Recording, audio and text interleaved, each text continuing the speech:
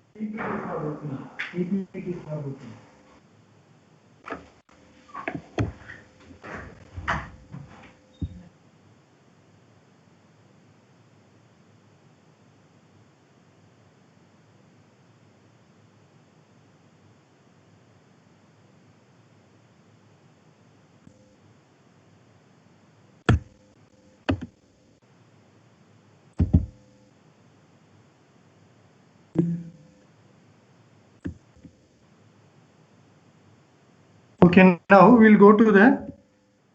Is it audible, everyone? Is it screen visible? Yes, sir. Yes, Yeah. sir. So now we'll go to the Yes, sir. conceptualized model of the digital communication system. Okay.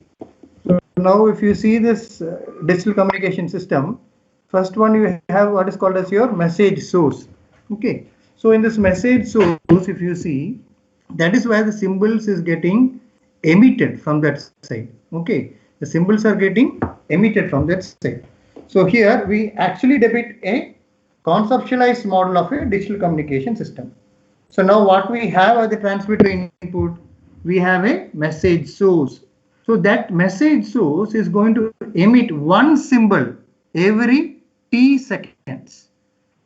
Again I repeat, it emits one symbol every t seconds, and all these symbols is belonging to an alphabet of m symbols. So that is what we are going to denote it as m1, m2 till the last symbol. Okay.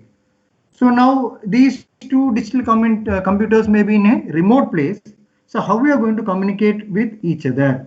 So that is what actually we are trying to imply over here. So now the resulting computer output which you see over here is expressed as a sequence of zeros and ones. So this may be transmitted to the next one. So now what we do in this example, for example, the alphabet consists of a two binary symbols 0 and 1. So in a binary signaling system, two options only are available. Either it may be 0 or 1. So that is one going to be, we are going to do it. Or you can also have one more example where it can be of a quaternary signaling scheme. So that alphabet may be consisting of 4 possible symbols. So what are the 4 possible symbols? Either it may be 0 0, or it may be 0 1, or it may be 1 0, and it may be 1 1. So any one possibilities we can use as a message source. So this is what you mean by the system where we call it as this MI. Okay, this is what is seen in this MI. Okay. So now in the SQL, what you do it, we assume, what we are going to assume, all M symbols are going to emit or it's going to be transmitted equally likely. Equally likely means if I going to toss a coin, from the coin what we have, either we can have a head or a tail.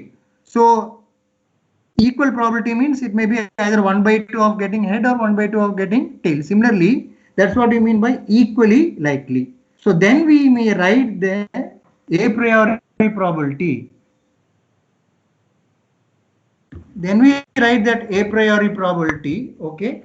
So it is going to emit from the source. So that is where we use the vector transmitter. Okay. So the output which comes from the vector transmitter is labeled as SI. The output which comes from the vector transmitter is labeled as SI. Okay. So that is what you mean from these 2 blocks. That's what you mean by these 2 blocks.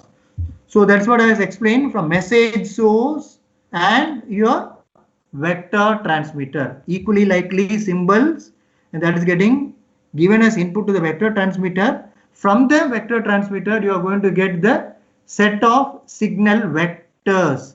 So that vectors you are going to represent it as SI. You are going to represent it as SI. Okay. So now let me come to this slide. We consider a source that emits 1 symbol every t seconds, which I was telling. Okay. So the symbols belongs to an alphabet of M symbols.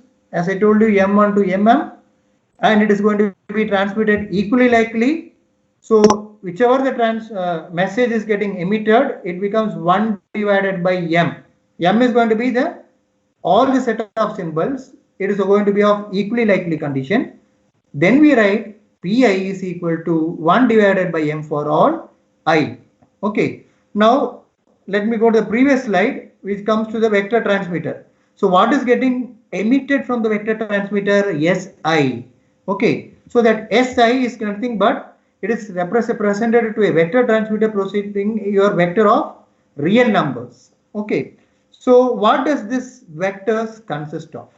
It consists of these scalar quantities. So SI1, SI2, SIN, that means the set of symbols.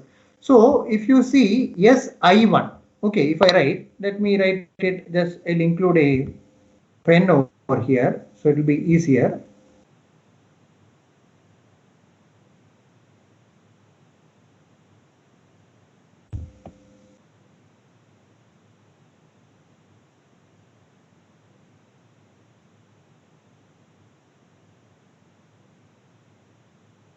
So if I use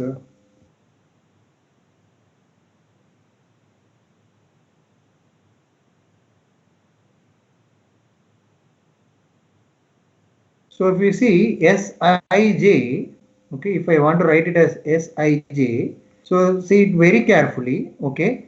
This first one which I write, this transcript I, it denotes projection of Si of t on one basis functions.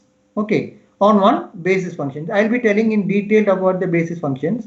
Basis functions, we write it as, this is Si of t, projection of Si of t on phi j of t.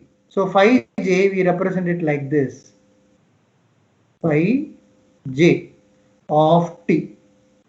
So if I write it as if I want to write it as one equation, we write Sij is equal to integral, you write it as 0 to capital T. Okay, this T is nothing but the time interval of each bit. So now what I do? So I write 0 to t Si of t, Si of t multiplied by phi j of t dt. This is what you mean by projection of Si of t on phi j of t. This one is called as a scalar quantity. This one is called as your scalar quantity. So this is what you get from this vector transmitter. Then we are going to go for, we modulate it, and in the channel the noise is getting added up. So what is going to be the noise? It is going to be your additive white Gaussian noise. So what is the specialty of this additive white Gaussian noise? It has zero mean. It has zero mean, and its power spectral density, which you have studied in analog communication. What will be the power spectral density of white Gaussian noise? Anyone? Occupying entire spectrum. Yeah, what will be the value which you get? N0 by 2. Okay. PSD of white Gaussian noise. If I take, for example, if I have PSD of, PSD will become N0 divided by 2. Okay. Now, what will be autocorrelation? Autocorrelation will be the inverse Fourier transform of the PSD. Okay. So if I take the autocorrelation, that plot will become N0 by 2 multiplied by del of t, the impulse. That's why if you take the Fourier transform of N0 by 2 del of t, it becomes N0 by 2. So that is going to be, that's why we tell that it has zero mean, and you have your PSD of N0 by 2.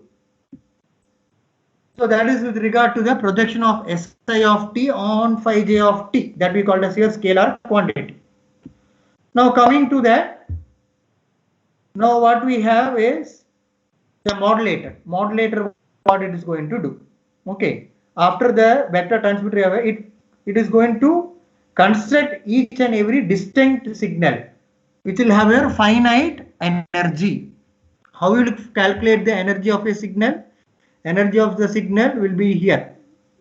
So this is the energy of the signal. So EI, see, EI 0 to t Si squared of t dt. Okay, because it is going to be energy. If I want to calculate the energy of the signal of S1 of t, it becomes 0 to t S1 squared of t dt. Then we are calculating the energy of the signal S1 of t. Then we write it as E1. Similarly, if I want to calculate for E2, it becomes 0 to t S2 squared of t dt. So that is why I am writing the range I is equal to 1, 2 till m. So till what state will be going? Till Sm of t. Till Sm of t. Is that clear, everyone? So each and every set we calculate the energy of the signal over here. Now that is with regard to the transmitting side. We are transmitted, modulation, everything is done. Again, I go back to the block diagram. Okay. So here what happens? Si of t, your noise is getting added up. In this case, noise is getting added up. You are going to get one x of t. Okay, this x of t. This x of t is a received random process. Okay, which consists of both your signal Si of t plus your W of t. What is W of t? W of t is going to be your white Gaussian noise. Okay, so that is why we write it as, we see in this particular equation, we write it as x of t is equal to Si of t plus W of t. So all these random process is occurring in the time interval. This is very, very important. Don't write only x of t is equal to S of t plus W of t. It becomes meaningless. In which interval? It is in the interval 0 to capital T. It's going to be varied from 0 to capital T. So in the noise, when you see, if you see over here, this was Si of t and you added W of t. Okay, this you got your received signal x of t. So now what happens? The average probability of error, if you see over here, the average probability of error, it becomes Pe is equal to P of M cap. M cap is nothing but it is an estimate produced by the vector receiver.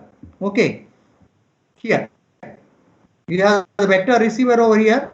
Here you get M cap. That M cap I cannot confirm whether it is going to be your actual message or not. We assume that we got a message. That's why you tell that it is an estimate. Why? Because whether the noise has corrupted over there or not. So if you are able to recover back the signal fully, then we tell that we got my message signal completely. Okay. So that's after the detector you get back your vector receiver. So come back over here and M cap not equal to Mi. That means if my estimate is not equal to the message which was transmitted, then we call it as an error. That you call it as your PE, probability of error. Okay, P of M cap not equal to Mi. So this is how you actually called as your average probability of symbol error. Now the channel which we take, over here, this waveform channel. Okay, this waveform channel, this one. This waveform channel, okay, we assume to have two characteristics. Okay, the channel is assumed to have two characteristics. What are they? The channel is linear. This channel is linear with a bandwidth that is large enough to accommodate the transmission of the modulator. The modulator output is what? That Si of t, without distortion. We have taken an example, it is without distortion. Okay. Now what is the second condition? The transmitted signal Si of t, if it is added with an additive, zero mean, stationary, white Gaussian noise process. So that I'm actually what I've denoted it as, that one I denoted it as W of t, capital. Okay, W of t. So that is why we are actually designing this model over there. That's why you call it as a conceptualized model. So that's why we refer it as X of t is equal to Si of t plus W of t. It goes from 0 to t. I varies from 1 to till n. So this W of t is represented by a sample function. What is that sample function? Small w of t. The sample function you write as small w of t. Okay.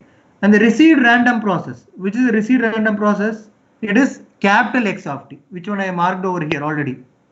Which I marked over here, X of t, capital X of t. Okay. And it is represented by a sample function. How do you write the sample function of the capital X of t? Small x of t. It is called small x of t. So from here, what we do? We refer to X of t, small x of t, as your received signal. Okay. It will be called as your received signal.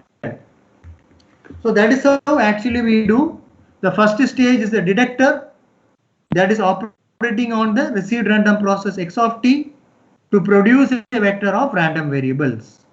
And then by using an observation vector, this observation vector is a sample value of capital X.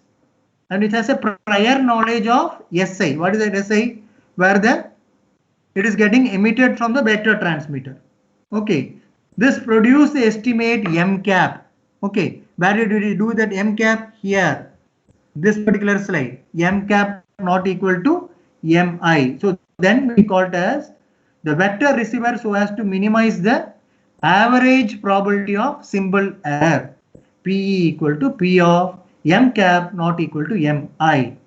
So the resulting received signal which we have, the resulting receiver, it is optimum in minimum probability of error sense. Okay. So now what happens is, it is natural that the receiver is time synchronized to the transmitter. That means the receiver knows the instance of time when the modulation changes state. So then we can tell that it is phase locked to the transmitter. So such a condition we call it as your coherent detection, and that receiver is called as a coherent receiver. If there is no phase synchronism, then what it is called? then if there is no phase synchronism between the transmitter and receiver, then we call it as your non-coherent reduction. Okay, it is called, and the receiver thereby we call it as your non-coherent receiver. You are able to follow what is coherent receiver, what is a coherent transmitter, what is non-coherent transmitter, what is a non-coherent receiver. So these are the some words which you often come around in digital communication system. This is normally we see. Many quite often we see whether it is a coherent transmitter, whether it is a coherent receiver, whether it is a non-coherent transmitter or non-coherent receiver. So if it is non-coherent, you don't have phase synchronism over there. Okay. So that's why we call it this. So this is what we call it as your a general introduction to your digital communications I was referring the block diagram. So this is with regard to the block diagram. Okay. Now we will come to the Gram-Schmidt orthogonalization procedure. Everyone, are you along with me? Students? Everyone? Yes, Yeah. Yes, sir. So now Yes, sir. what we do is, yeah. So that is with regard to the block diagram. Okay. Now we have seen the block diagram, the transmitted signal, what happens when noise is getting added, how you write down your received random process, everything we have seen, a general description. Now we'll go for the Gram-Schmidt. Okay. So here what we do is we are going to transform an incoming message. What was the incoming message which we have? Mi, what now we had? I is equal to 1, 2 till m into a modulated wave Si of t. So this consists of separate, discrete time and continuous time operation. Okay. So now what we do is, now we are going to bring this Gram-Schmidt orthogonalization procedure. What does it do over here? It permits the representation of any set of m energy signals as a linear combination of orthonormal basis function. So you are going to represent in terms of your orthonormal basis function. Now we'll take that slide of that. Be with me. I'll just bring it.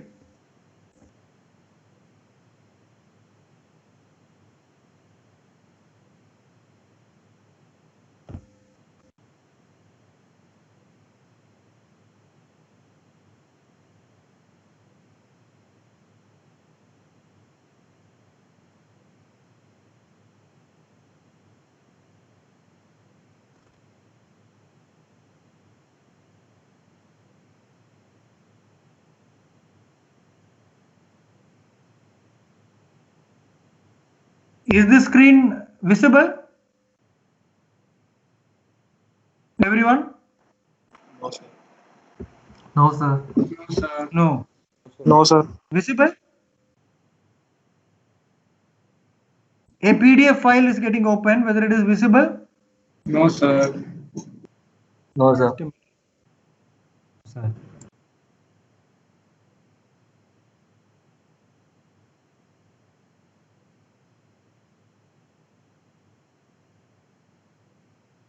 Now is it visible?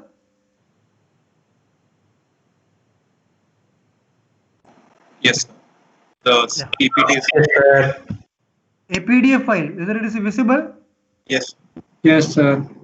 Yeah, thank you.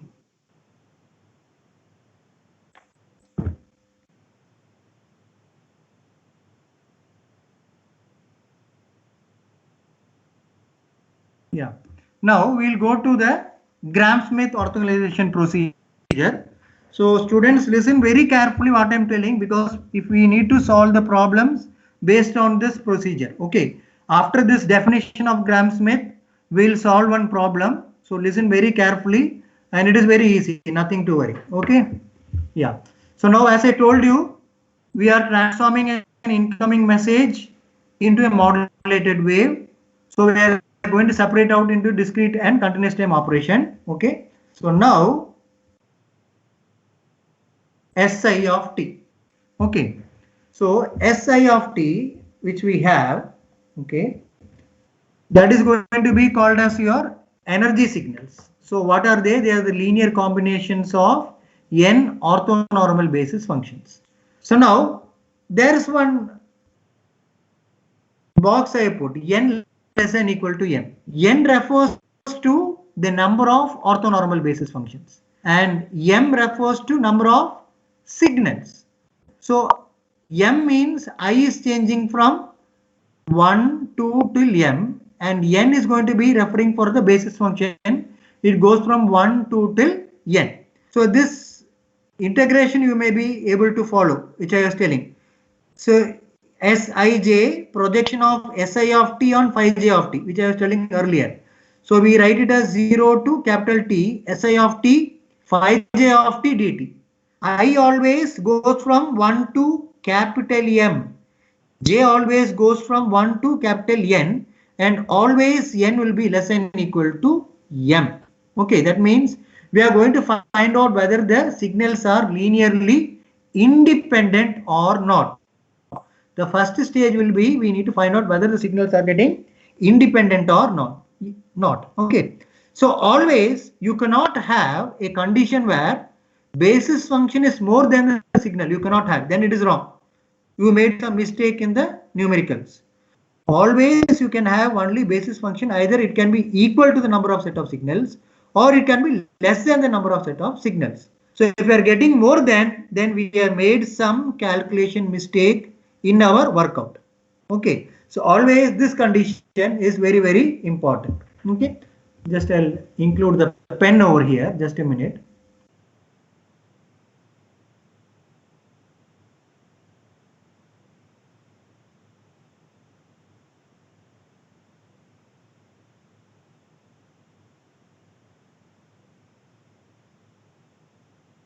So this is the condition which you need to know it. N less than equal to M. Okay. So now you have Si of t. Okay. Si of t is summation of Sij. How to find out this Sij? Si of t, phi j of t dt. So to get the signal Si of t, the formula is summation j is equal to 1 to n. Why we write the summation j is equal to 1 to n over here? Because it is with respect to phi j. Okay. This n value which we have, should be always less than equal to capital M. Less than equal to capital M. I cannot have a condition more than this M. So Sij becomes 0 to t, Si of t, phi j of t dt, and this is the property of the basis function. Okay. We call it as your orthonormal basis function. What do you mean by orthonormal? I will tell you. Orthonormal. Orthogonal. That means if I have two basis functions, for example, let me write over here. I have 0 to t, okay, phi 1 of t and phi 2 of t dt. Okay. Keep in mind, don't write only phi 1 of t multiplied by phi 2 of t. Then it is meaningless. You need to put this integration symbol 0 to t, phi 1 of t, phi 2 of t dt. In this case, what will be the result? This is I and this is some j. I not equal to j, 1 not equal to 2. Then this result goes off to 0. That condition we call it as orthogonal. That is what you mean by this. This condition we call it as orthogonal. Okay, orthogonal. Then if I is equal to j, that means in this case, if I would have written phi 1 itself, okay, if I would have written integral 0 to t phi 1 of t multiplied by phi 1 of t dt. In this case, what happens? I equal to j, this becomes 0 to t phi 1 squared of t dt. That is nothing but what? It is a unit energy. Phi 1 squared of t dt. I equal to j, it becomes 1. So what is the energy? It is an unit energy. So it becomes an unit energy. So that is what we mean by this orthonormal basis function. So this is where you represent as a orthonormal basis function, where I equal to j, it becomes a unit energy because it becomes phi 1 squared of t dt. When I not equal to j, it becomes equal to 0 because one basis function is orthogonal to other basis function in the interval 0 to t. Why? Because these two basis function are perpendicular to each other. They are perpendicular to each other. Okay. So if I want to write down, so you can see it's a linear combination of both continuous time and discrete time operation. You can see over here Si of t. I'm writing in terms of summation. But whereas Sij, this is a scalar quantity which becomes a constant. So that value I'm writing in terms of integral, which is a continuous time quantity. That's why it tells that is the reason why we are introducing this Gram-Schmidt orthogonalization procedure, because this becomes very important. This basis function, when you go for modulation technique and all, the receiver side, we need to know whether the transmitted symbol was either 1 or 0. In that case, this basis function is going to be very useful to me. So that is the reason for introducing this basis function over here. So the same mathematical expression which you have over here, I am drawing it in the form of a diagram. Okay, what do you mean by this? Sij. J goes from 1 to n. Here you have I1, you have I2, Si2, you have Sin. What is that J value going from? J value goes from 1 to n. J values go from 1 to n. So in this case, what happens? Si1 is multiplied by this, j has become 1. So here j is equal to 1. So Sij multiplied by phi j. So j equal to 1 means Si1 multiplied by phi 1. We are giving to a summer. So where is the summer over here in the mathematical? We are writing it as summation j is equal to 1 to n Sij phi j of t. Okay. So what do? I take similarly j is equal to 2. I multiply with the next basis function phi 2. I will give it to your summer. Similarly, it goes on till n. I am multiplying with phi n. So what I get? I get my transmitted signal Si of t. Here I get my signal Si of t. Next, what I do? I am going to give this signal. Okay, we give it over here. This Si of t. Again, what I do? Si of t. Whenever I have Si of t, we need to. This is coming in the detector part. Okay, this comes in the detector part. So what happens? 0 to t, Si of t, phi j of t. So how many values I will have? I is equal to 1 till m values I have. So what do I get over here? This one, which you do it. So you are multiplying first case S1 multiplied by phi 1. I equal to 1 means it becomes S1 multiplied by phi 1. That is seen in this block diagram. That is seen in this block diagram. Okay. So what will be the coefficient you will be getting? This becomes j, I made it as 1. So it becomes Si1. That is the output you are seeing over here. This full block which I drawn over here, that is called as a correlator. Okay, that is called as a correlator block. What it does, it integrates from 0 to dt multiplied with the basis function. Multiplied with the basis function. So I am going to get my Si1. I am going to get my Si1. Similarly, next one what I do, I put here, in this case, I put j equal to 2. Then phi 2 of t will be getting multiplied. It will be getting multiplied. So Si of t is getting multiplied with phi 2 of t. Again, this is the correlator block. So j is equal to 2. I get Si2. Okay. Like that, I get my set of scalar quantities over here. This is what you see from the block diagram. So from the mathematical analysis, I have done the block diagram. Okay. So now only we are actually coming to the, we defined your basis functions, everything. Now we will go to the procedure. As I told you, the first stage when you go for, you need to see whether they are linearly independent or not. So what I do, I have given a set of signals S1 of t, S2 of t. So I goes till capital M. So it goes till Sm of t. Okay. Now you see whether it is linearly independent or not. Then we are going to find a set of coefficients where I am going to write a1 s1 of t, a2 s2 of t till am. We are defining, okay, just a definition over here equal to 0. This is a time interval 0 to t. Suppose your am is not equal to 0. What I do? I take all these set of signals. I take all these set of signals to the left hand side. I bring this a1 s1 of t, a2 s2 of t, a3 s of t, a4 s4 of t to the left hand side, and then I divide it by am. So I'm expressing a signal in such a way that which may be in such a case that am not equal to 0. What will be my equation? So this, what does it imply? We are writing this Sm of t, m set of signals in terms of the remaining m minus 1 signals. So that's why the last stage which you have over here, it goes only till a m minus 1. Like that, I need to deduce the signals one by one. I need to iterate the signals one by one. So next one I'll go for a new set of coefficients b1 b till b m minus 1, and I need to express those signals in terms of m minus 2 signals.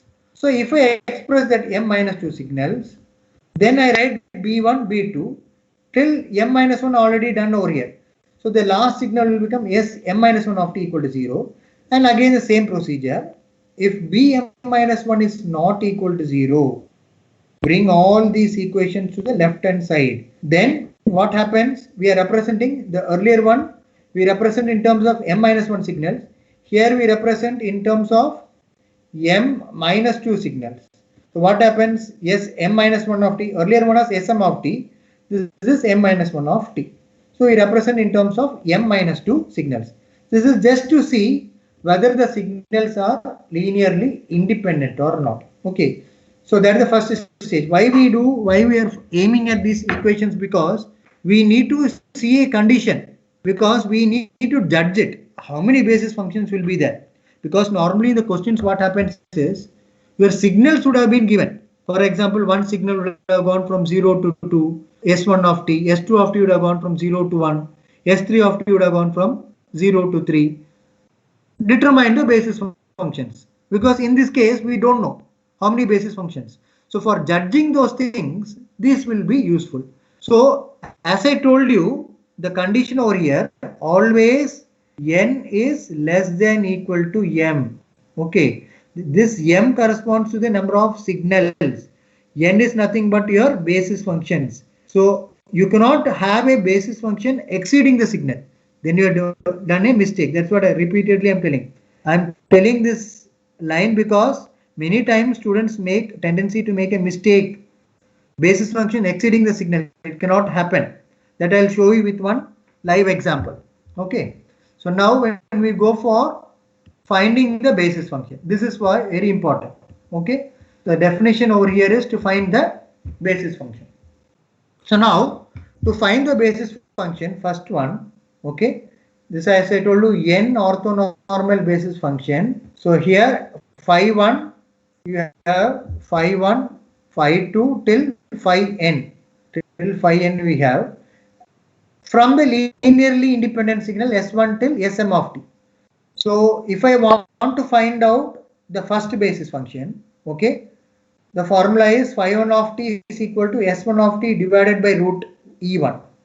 E1 is nothing but the energy of the signal S1 of t. How do I find energy? EI, as I told you earlier. How do you write? EI is equal to the earlier formula which I wrote. EI is equal to, how do you write it? Integral 0 to t Si squared of t dt. So now here I is equal to 1. If I is equal to 1 means this will become E1. Isn't it? So E1 will become equal to 0 to t S1 squared of t dt. That is what is given here. That is what is given over here. E1 is equal to integral 0 to t S1 squared of t. So that I am substituting at this one.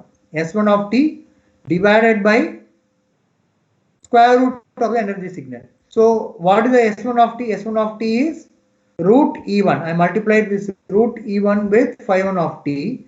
So this we called as your coefficient S11. Okay. So it is like writing S11 into phi 1 of t. So now second signal would have been given. This is if with regard to the first signal. Second signal would have been given S2. Now I don't know phi 2 of t. Now what we do is we are going to introduce a new intermediate function. Okay. Before that, when I go S2 of t, how do I define the coefficient? What do you call this one? S21. S21 we call it as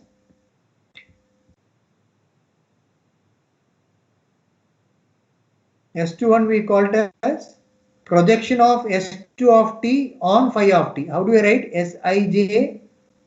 Sij. Here I is equal to 2, j is equal to 1. I refers to the first one, this one, this 2. This j refers to 1. So Sij you call it as projection of Si of t on phi j of t. S21 you write it as projection of S2 of t on phi 1 of t. So if I want to find out Sij, you write integral 0 to t Si of t phi j of t, isn't it? Sij, you write it as integral 0 to t Si of t, and this subscript stands for basis function phi j of t dt. So here in this case this I is equal to 2. So that's why I written as S2 of t. Clear? Next one, this j is equal to 1. So this one has to be phi 1. So I written it as phi 1 of t. So I write S21 as, what do I write it? S21 is integral 0 to t S2 of t phi 1 of t dt. Clear? Now we are going to introduce the intermediate function. See, when you are going to introduce a intermediate function, what we do is, as I told you, this function which we have, g2 of t, should be orthogonal to phi 1 of t over the interval 0 to t. How do I know it, whether it is orthogonal or not? See, now I'll just write down over here. If I integrate here,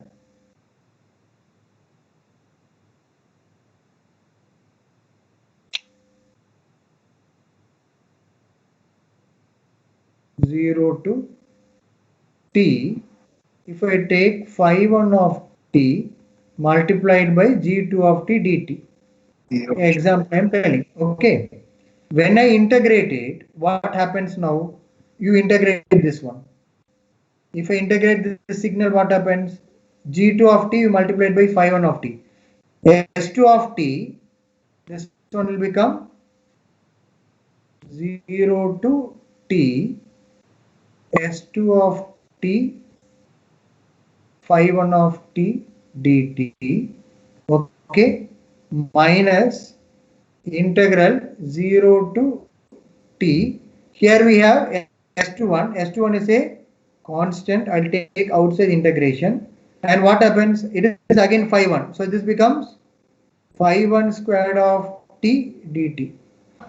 Is it clear, everyone, students? Excuse me, sir. Yeah, tell me. Sir, it is not clear. Not clear. Yes, sir. Sir, this is so much of mathematical treatment, and sir, please, sir, give some examples. And sir, frankly, I am telling you, it is not clear what is the vector modulator was. It is not clear that what are the symbols you are talking about. S1T, S1, S1T. I can't visualize anything. No. Vector transmitter, if you take, for example, that is getting emitted. The signals are getting emitted. Okay. The receiver part we need to detect. That is comes in the random process. X of t is equal to S of t plus W of t. From the received one, we are detecting the signals over there. So that you are able to detect it with the help of these basis functions only. Okay. So here what I written over here. See this mathematical stuff now. 0 to t. See, you are able to see this equation what I wrote, 0 to t, phi 1 of t, g2 of t dt. You are able to see this one? A student who Sir, asked the doubt yes, just sir. now. Sir, it's a very simple doubt. Sir, in digital communication, when you are saying that S1T, S2T, and so on are symbols. Okay, sir. Sir, what are those symbols? Sir, can you give some examples? It is a binary symbol I told, no? It can be transmitted either in 0 or 1. That's what starting I was telling the example. In detail I was explaining one block diagram. We remember the block diagram. That is before the vector transmitter. It may be a binarily signaling scheme, either it may be 0 or 1. Okay. You remember that one which I was telling? See, as a transmitter we have a message source that emits one symbol every t seconds. So this symbols belongs to a set of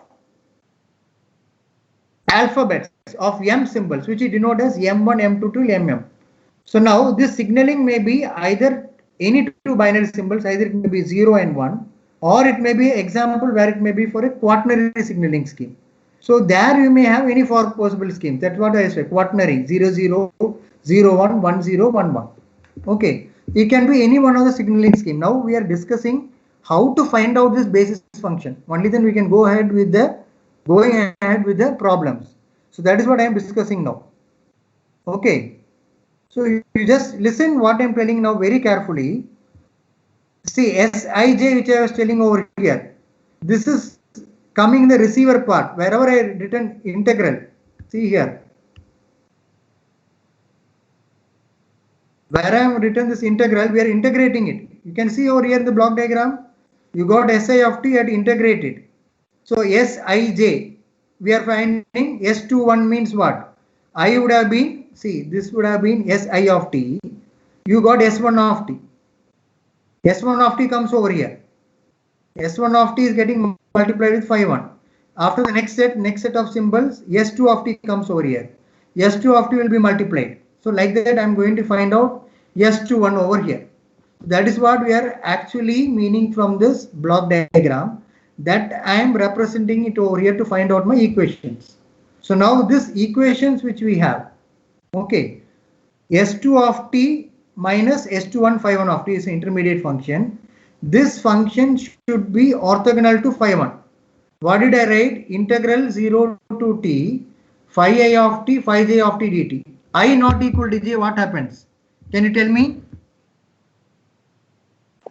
0. If I is not equal to j, 0 to t phi a of t phi j of t dt, I not equal to j, what happens? 0. The integral. 0. Okay. Now, if I tell that I am going to introduce a new intermediate function in such a way that this g2 of t, when I integrate from 0 to t, phi 1 of t, g2 of t dt, what should be the result coming? What should I get? If it is orthogonal, what value should this integration give me? A guess from you? Sir, we should get 0. You should get 0. Now I will see whether I am getting 0. Okay, now I am going to integrate g2 of t with phi 1 of t dt. Now I am integrating it. Independently I am integrating here. Okay. 0 to t. This one is what? 0 to t. Now I am multiplying with phi 1 of t dt. Get it? Here it is phi 1 of t dt. This has become a constant. You have a 0 to t, again phi 1 of t dt. Clear? So S2 of t phi 1 of t dt minus integral S21 multiplied by phi 1 of t dt. Now just tell me, if I put here S2 of t and if I put phi 1 of t, what will be this result? If I put I equal to 2 and j equal to 1, what is this one? This is S2 of t, phi 1 of t dt. You able to follow?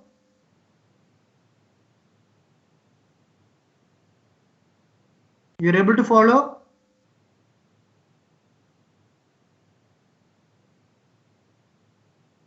students? See, if I integrate, if I put I equal to 2 and j equal to 1, what will be this result?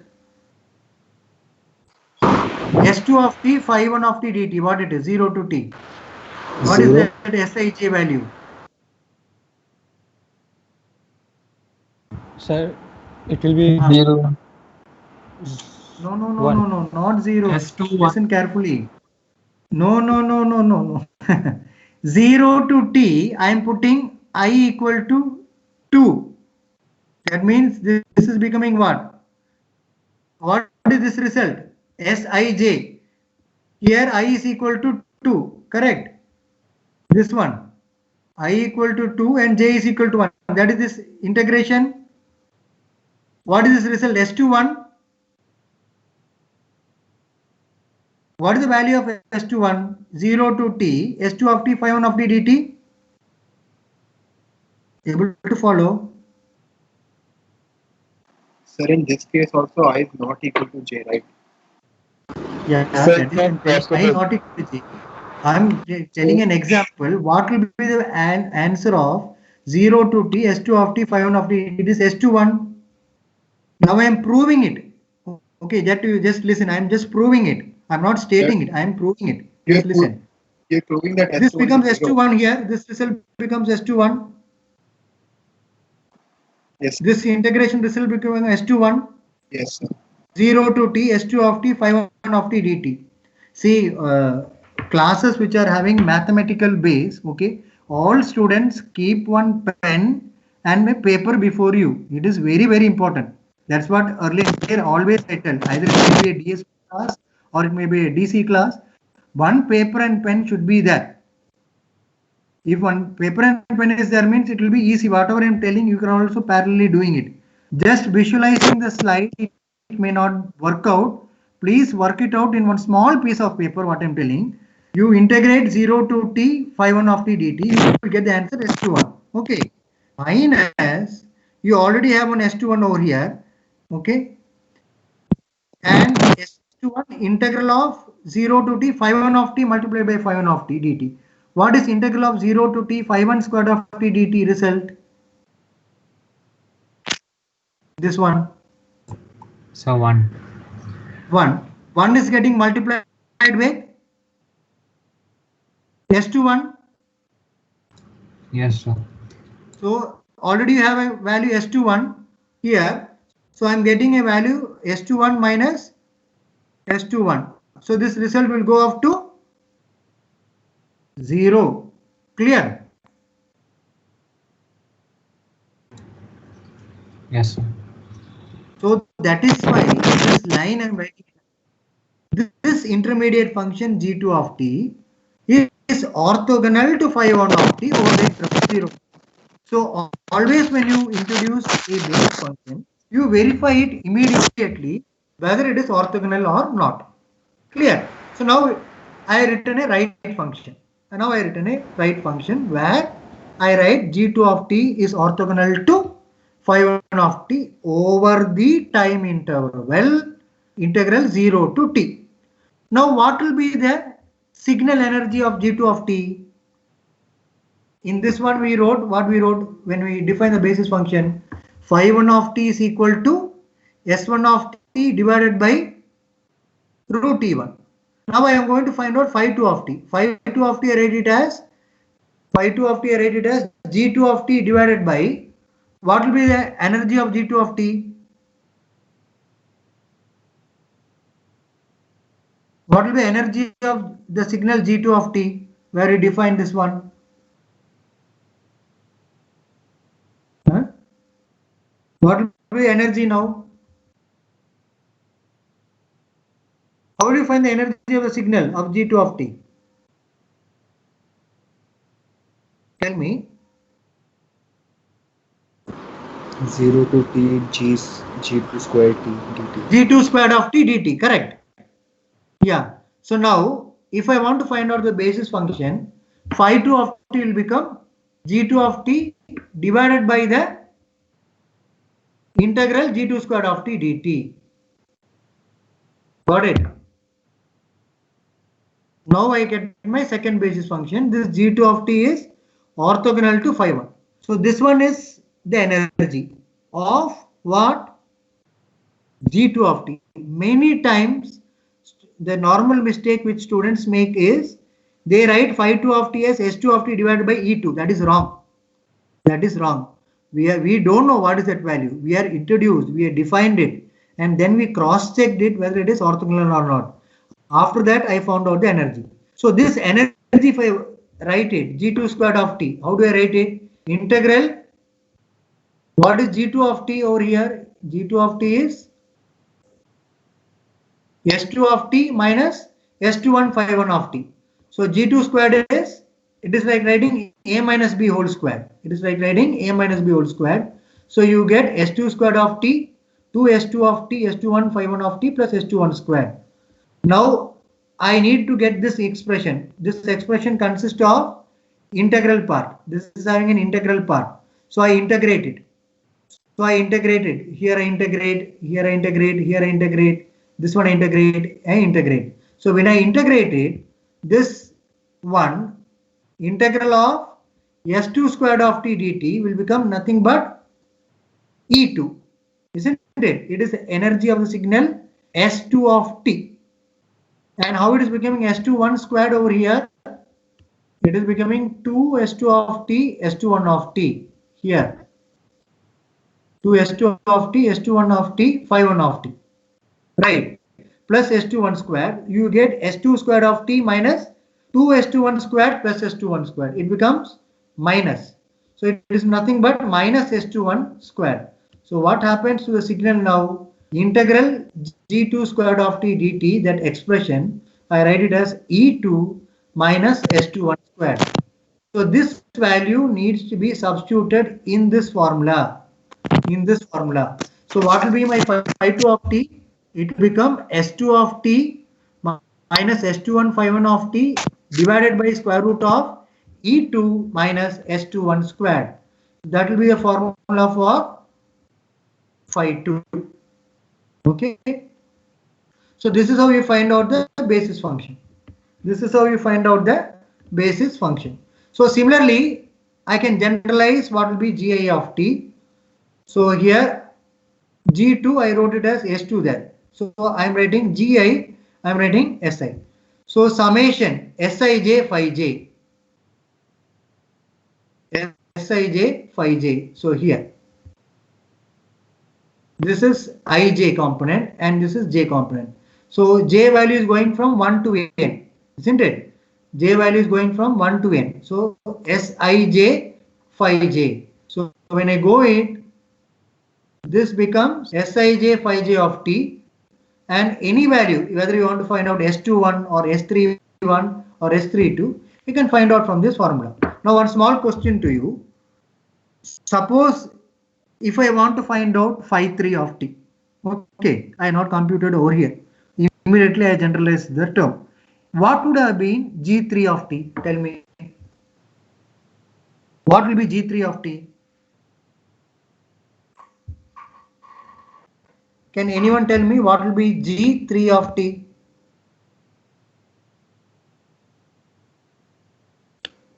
Now you should have been in problems, you want to find out phi 3 of t. Definitely you need to find out G3. In that case, how will you find G3 of t? Anyone?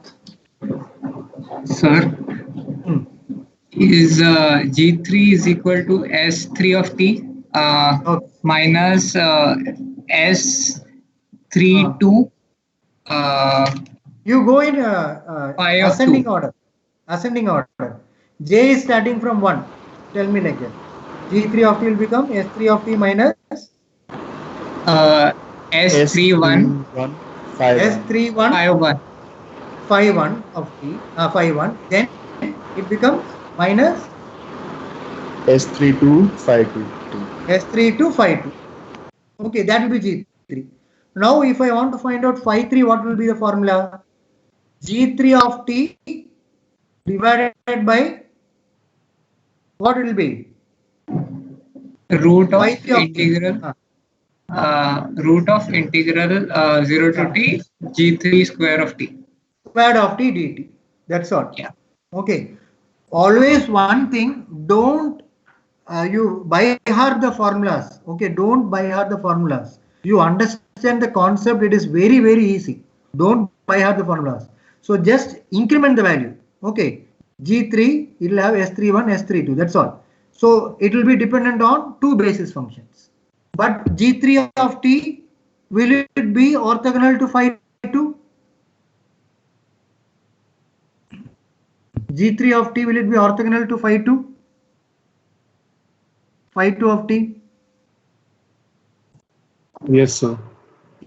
Yes, because we are Yes, sir. defining a function in such a way that G3 of T is orthogonal to phi 2. Also, G3 of T will be orthogonal to phi 1. Both the results will get 0 when you integrate. As I told you that step, when you integrate and I multiply G3 of T with phi 2 of T, you will get the answer 0.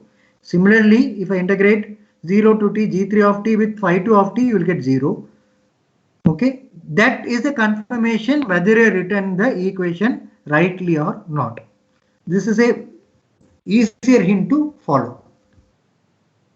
So now that is finally I wrote as phi I, whatever be the value, gi of t integral 0 to t gi squared of t dt, I goes from 1 to n. So whatever value of basis function you can find. Okay. Now we'll just see an example now. Okay. A very easy example. You listen carefully. In your examination, normally questions will be given like this. Either they would have drawn the signals like this, okay, or they would have represent the signal in the form of an equation. How will I represent this S1 of t as an equation? They would have given like this also. S1 of t. S1 of t.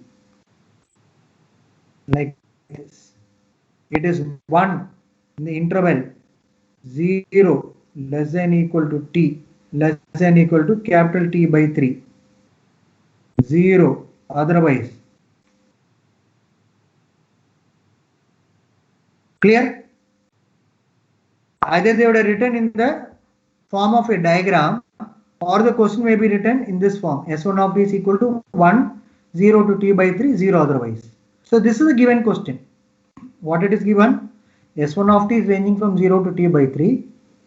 S2 of t is the amplitude is 1, ranging from 0 to 2t by 3. S3 of t is t by 3 to t, it is 1. And S4 of t is 1 from 0 to t. Okay. Now, very important thing is, as I told you, what was the condition? First, we need to go for a judgment now. What is a judgment? Judgment is n should be less than equal to m. What is n? Tell me. What is capital N? The number Capital of N. basis functions. Exactly. M is Number of set of signals. signals. How many set of signals are there? 4. 4. Because I have S1 of t, S2 of t, S3 of t and S4 of t. Okay. Now I want to find out how many basis functions are there. Can I have 5 basis functions in this? No. No. Isn't it? I cannot have basis functions more than the set of signals because n should be less than equal to m. So now our judgment is how many basis function will be there. So for that, an easy trick to be adapted over here is just see if I take S4 of t. S4 of t is ranging from 0 to t. Okay. If I add S1 of t, if I add this signal and S3 of t, that means if I add it, will it become S4? Will it become S4 of t? Yes, sir. Yeah. So how many linearly independent signals are there now? How many linearly independent signals are there now? Sir, 2. How we are telling two it is? Only one, So right? because because No, if we only one set of signals is getting combined here, right? S1 plus S3. but if we combine S2 and S3, I think so we'll still get S4. So that's why S2 and S3 okay, then S4. You will get S4, S2 and S3. So how many set of independent signals will be there? That is also possible. Also, you can also have one more combination. We can have a subtraction method also. One signal minus another signal also you may get. S2 minus S1 is Yeah. S3. Yeah. So effectively, you will have how many basis functions now? Different combinations put together. So 4 are possible, I guess. 2 4 subtraction. definitely cannot happen, isn't it? So 4. So because 2 of addition and okay, no, Yeah, 3 correct. are possible. So whether it is Three. it is dependent, right? Yes, sir. So dependent signals you cannot take into consideration. Only linear independent. So which are all the independent signals? S1, S2, S3 are independent.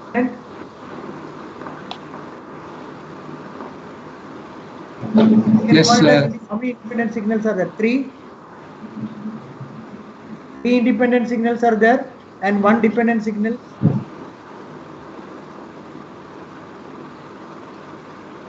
So now you will have three basis functions. So three basis functions means whether I can work out correctly over there, what it will become? 3 less than equal to how many signals are there? 4. Right? Response from you?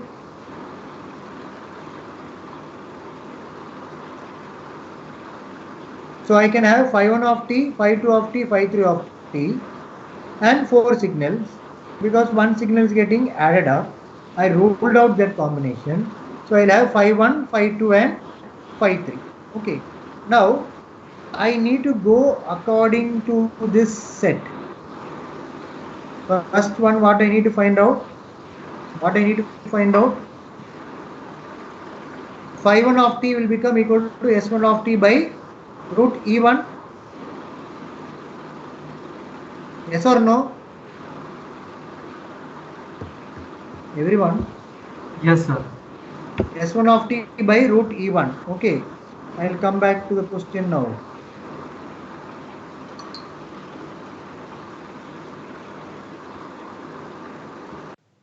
So what is S1 of t now? What is amplitude over here? It is 1. I want to know the energy of the signal.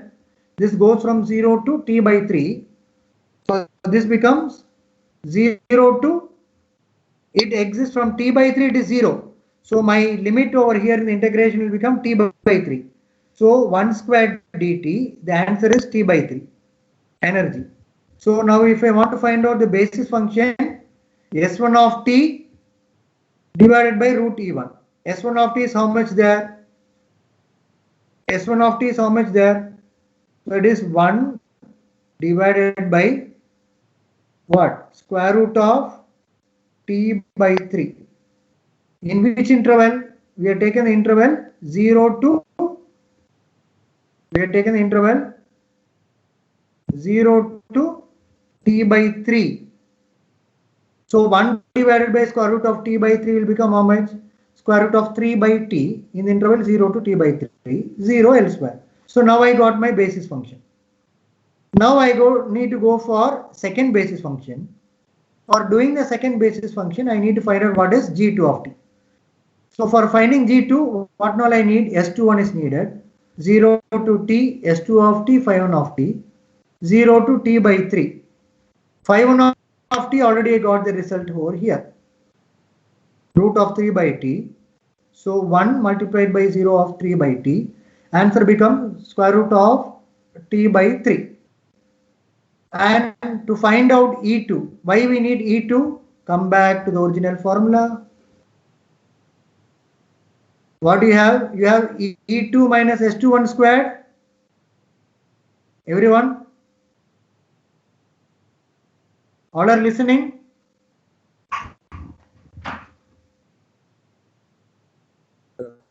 All are listening? Yes, sir.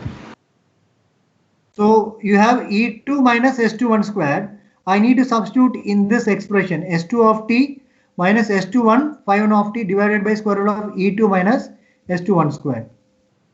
So when I do it, I am getting this result. See what happens in the first case, from t by 3 to 2t by 3, phi1 of t is 0. Okay. So I get my result phi2 of t as t by 3 to 2t by 3, 1 divided by that value. Again it becomes square root of 3 by t. Clear? 0 elsewhere. And similarly, to find out g3 of t, as you told, the equation becomes s3 of t minus s31 phi1 of t minus s32 phi2 of t. So what all coefficients I want to find out? S31, S32 and E3. So if I find it, so you see over here, S31 I got 0 by substituting, S32 and G3 I am doing. G3 of t will become S3 of t minus S31 phi1 of t minus S32 phi2 of t. So what becomes the answer now? Answer is phi3 of t will become this one divided by energy of G3, integral of G3 squared of t dt. Now I got an answer. Okay, so now I am plotting this basis function phi1, phi2, phi3.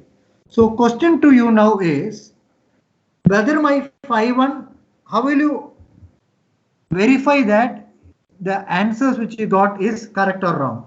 Can anyone tell me? See why I have done this, shown these steps one by one, because you should know it. Otherwise I would have given you the final answer. So this one I have solved it independently one by one without missing each step. It is for the benefit of you, because each step I am solving it and showing it in the screen. Actually I should go show you only that last result, but here I am showing you that independently each values. Now you tell me, how will you verify the result whether my answer is correct or wrong? You yourself can find out in the examination whether you have done it correctly or wrong. So if we multiply phi1 and phi2 and phi2 and phi3 and phi1 and phi3, the answer will always be 0. So we can check Not that only multiplying, over the which interval, 0 to t. So if we take 0 to t by 3 over the interval 0 to t, 0 we'll to find t. this Always, 0. yeah, correct. That is correct. Integral 0 to t phi1 phi2 dt is 0. Integral 0 to t phi2 phi3 of t dt is 0, because I not equal to j. Similarly, integral phi1 phi3 dt will become 0. So that is one way of verifying. Right here, integral 0 to t phi1 of t phi2 of t dt. There is orthogonal, it is 0. Similarly, 0 to t phi2 of t phi3 of t dt is equal to 0. And one more verification, integral. If I take integral 0 to t phi1 squared of t dt, what is the answer? What becomes when integrate? What happens when integrate? 0 to, because this integration going till t by 3, 1 dt. It is 1 divided by, it is what is the value of phi1? Square root of 3 by t, phi1 squared, it becomes squared over here. Yes or no? All of you. Everyone? Yes, sir. Yeah, so what happens? It becomes 3 by t multiplied by t by 3, 1. So it is having unit energy now. Is it having unit energy? I know Yes, sir. because many are restless because within 10 minutes that MCQ will start. Definitely will stop by 4:25. Don't worry. Okay. Is this clear what I'm telling everyone? Yes, sir. Yeah. So what happens? 0 to t by 3. Square root of 3 by t squared. So it becomes 3 by t, and this interval is going from 0 to t by 3. So this value becomes a unit energy. Similarly, integral 0 to t, phi 2 squared of t dt also is 1. Integral phi 3 squared of t dt is also 1. So these are how will you verify? Verify it whether it is orthogonal to each other and verify whether it is having unit energy. This will give you the answer. Now tell me, how will I represent what is the value of S1 of t now in terms of basis function? What is S1 of t? How will you represent in the coordinate? So under root of t by 3 into phi 1 of t. Yeah, correct. Square, because you have in this one, you can get from this equation. S1 of t is equal to here phi 1 of t into square root of E1. E1 you already know. So if they ask you to draw it in a signal space, you should be able to write down in terms of basis function. So S1 of t is phi 1 of t multiplied by root E1. Similarly, S2 of t, you have to multiply with this phi 2 of t and take S2 and phi 1 of t to the left hand side. You will get the answer for S2 of t. Is that clear? Yes, sir. Yeah. So you can represent it in the form of a coordinates also. Okay. You can represent it in the form of your coordinates, right? So if I want to represent in terms of, for example, the question is represent the signal as vector. Then I need to write down what is S1, S2, S3 and plot it in phi 1, phi 2, phi 3. Clear? Everyone? So the question is, for example, find the orthonormal basis function, you can find out. Draw the signal space, you can find out. Represent the signal as a vector, that also you can find out. Is that clear, everyone? So this is with regard to Gram-Schmidt orthogonalization procedure. Okay. So when is your MCQ starting? 4:30? All of you? Yes, sir. 4:30. When is the MCQ starting? 4:30, right? Yes, sir. See, just a minute. I'll just.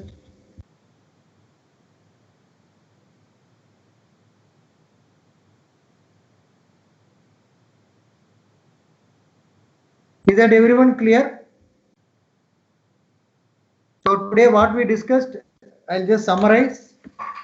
We went for what is actually the detection and estimation. Okay, that's what we summarized now. Or we go for finding out the basis function. What is the model of a very simple thing we have seen. So how will you perform the deduction? The receiver observe the received signal for a duration of one symbol, and it can be a symbol was sent according to some set of rules. And then we went for the first level of detection. Okay, so it requires the receiver to be incoherent. All those things we have seen. That we went for a conceptualized model. Then we went for a Gram-Schmidt orthogonalization procedure. Okay, is that clear, everyone? Is that clear, everyone?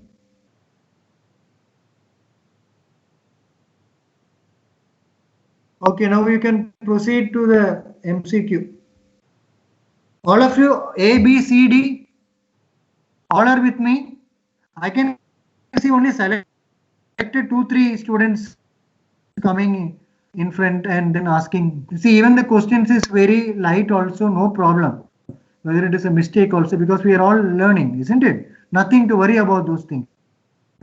What happens, what will others think? No one will. Any simple question also you please ask. Don't hesitate. Is that fine, students? Yes, sir. Is that fine, everyone? Yeah. Okay. So I think all A, B, C, D are attending properly, and please keep one pen and a paper because we cannot have a class without a pen and paper. We should parallelly do it. Just visualizing what I'm telling. But anyway, you have these steps with you, I written, but even then you need to solve those steps. Okay. Is that clear? So now we'll proceed to the MCQ. Is that fine, everyone?